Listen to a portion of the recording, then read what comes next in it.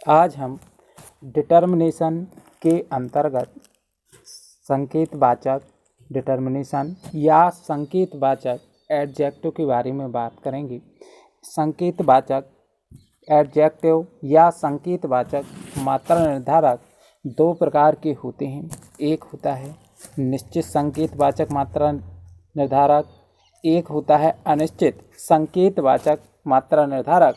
तो आज हम निश्चित संकेतवाचक मात्रा निर्धारक के बारे में बात करेंगे। अगले वीडियो में अनिश्चित संकेतवाचक मात्रा निर्धारक के या विशेषण के बारे में बात करेंगे।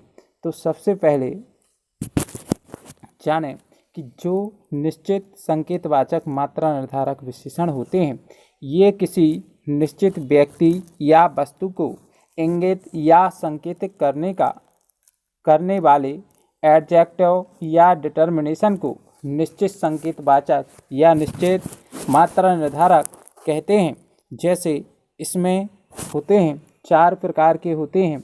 दिस होता है, दैट होता है, दीज होता है, दोज होता है। तो इसमें एक बात ध्यान रखना, दिस का मतलब होता है यह से, दैट का मतलब होता है वह से, दीज का मतलब होता है ये से, और दोज का मतलब होता है वो से। तो इसमें एक बात ये ध्यान रखना कि दिस का प्रयोग उन वस्तुओं में होता है जो पास में होती है। इसी प्रकार दीज का प्रयोग उन वस्तुओं में होता है जो पास में होती है। दैट और दोज का प्रयोग दूर की वस्तुओं के लिए किया जाता है, लेकिन दिस का प्रयोग और दैट का प्रयोग एक वचन के लिए होता है, जबकि दीज और दोज का प्रयोग बहुवचन के लिए होता है। आगे हम जानें दिस का प्रयोग। तो दिस के प्रयोग में दिस का अर्थ क्या होता है? यह से होता है।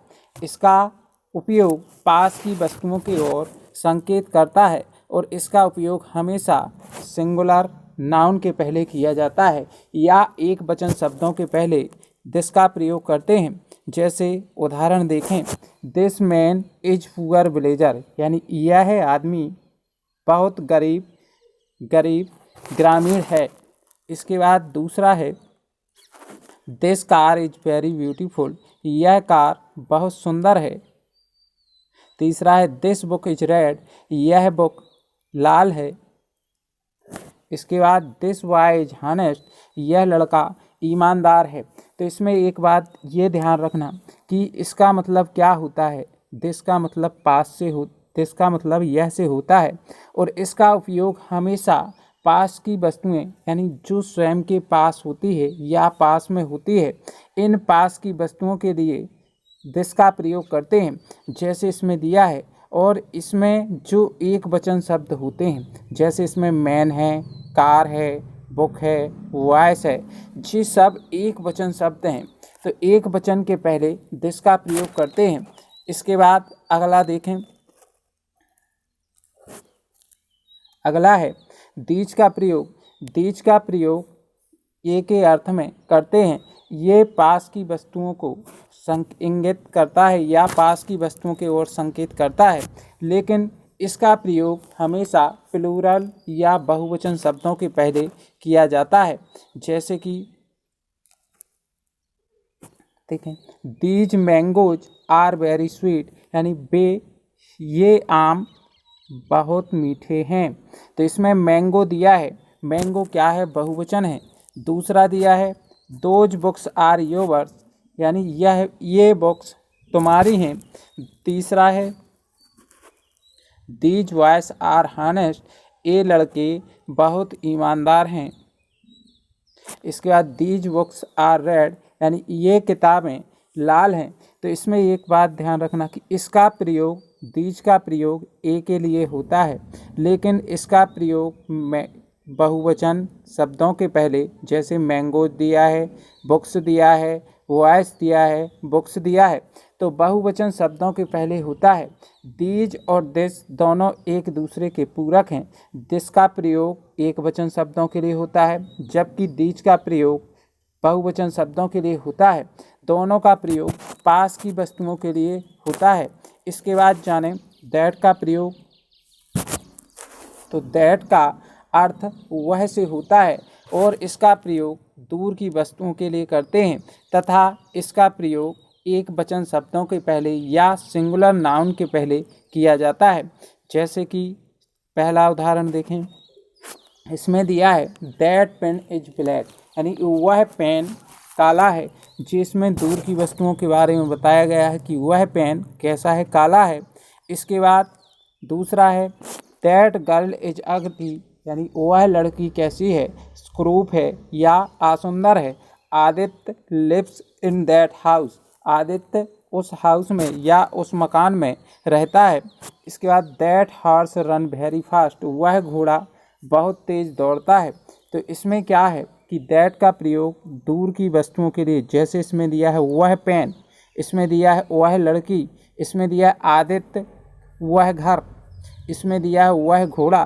तो इसमें वह से मतलब कैसे हो रहा है कि दूर की वस्तुओं के बारे में इंगित करा रहा है। लेकिन दैट का प्रयोग सिंगुलर वस्तु, जैसे इसमें पेन दिया है, गर्ल दिया है, इसमें हाउस दिया है, इसमें हॉर्स दिया है, तो सिंगुलर नाउन के पहले दैट का प्रयोग किया जाता है। इसके बाद दीज का प्रयोग आता है, दोज का आता है। तो दोज और दैट दोनों एक दूसरे के पूरक हैं। दोज का अर्थ वो से होता है और दैट का अर्थ वह से होता है। ये दूर की वस्तुओं की ओर संकेत करता है, बल्कि इसका प्रयोग बहुवचन शब्दों के पहले होता है, जबकि दैट का प्रयोग एक वचन शब्दों के पहले होता है।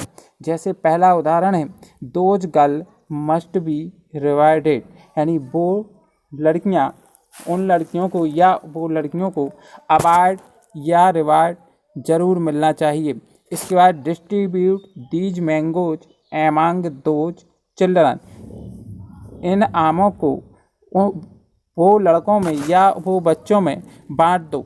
इसके बाद अगला है दोज पेन आर ब्लैक, यानी वो पेन कैसा है, काला है। इसके बाद दोज गर्ल्स आर अगली, यानी वो लड़की कैसी है, क्रूप है। तो इसमें ये ध्यान रखना, इसमें क्या दिया है, दोज का प्रयोग बहुवचन शब्दों गर्ल्स के लिए हुआ है। इसमें दो शब्द दिए हैं, दीज दिया है और दोज का प्रयोग है। तो दीज का प्रयोग भी बहुवचन के लिए हुआ है और दोज का प्रयोग भी बहुवचन के लिए हुआ है, बल्कि दीज का प्रयोग होता है ये के लिए और इसका दोज का प्रयोग होता है वो के लिए। तो इसका ये आम बांट दो किनके, इसमें मैंगोस बहुवचन है और चिल्ड्रन बहुवचन है। तो इसमें दीज का प्रयोग हुआ है ए के लिए और दोज का प्रयोग हुआ है वो के लिए। इसके बाद तीसरे में दोज का प्रयोग पेन्स के साथ में हुआ है, पेन्स क्या है, बहुवचन है। इसके बाद चौथे में गर्ल्स के साथ में दोज का प्रयोग हुआ है, ये क्या है, बहुवचन है। तो ये बात ध्यान रखना कि दिस का प्रयोग एक वचन के लिए, दैट का प्रयोग एक वचन के लिए, दीज का प्रयोग बहुवचन के लिए, दोज का प्रयोग बहुवचन के लिए। लेकिन दिस और दीज दोनों एक समान अर्थ रखते हैं। दिस का अर्थ क्या होता है, यह से होता है, जबकि दीज का अर्थ होता है ये से, और दैट का वह से, और दोज का वो से। तो इसमें क्या होता है कि इनका प्रयोग पास की वस्तुओं के लिए किया जाता है, दिस और दीज का, जबकि दैट और दोज का प्रयोग दूर की वस्तुओं के लिए किया जाता है। अब अगले वीडियो में हम इसी के अंतर्गत, डिटर्मिनेशन के अंतर्गत इंडेफिनिट, डेमोन्स्ट्रेटिव, एडजेक्टिव या डिटर्मिनेशन के बारे में बात करेंगे, जिसमें some, any, much, many, little, a little, a few आदि के प्रयोगों के बारे में अध्ययन करेंगे। अगर आपको ये वीडियो पसंद आए तो इसे लाइक कीजिए, सब्सक्राइब कीजिए और अधिक से अधिक शेयर कीजिए। धन्यवाद।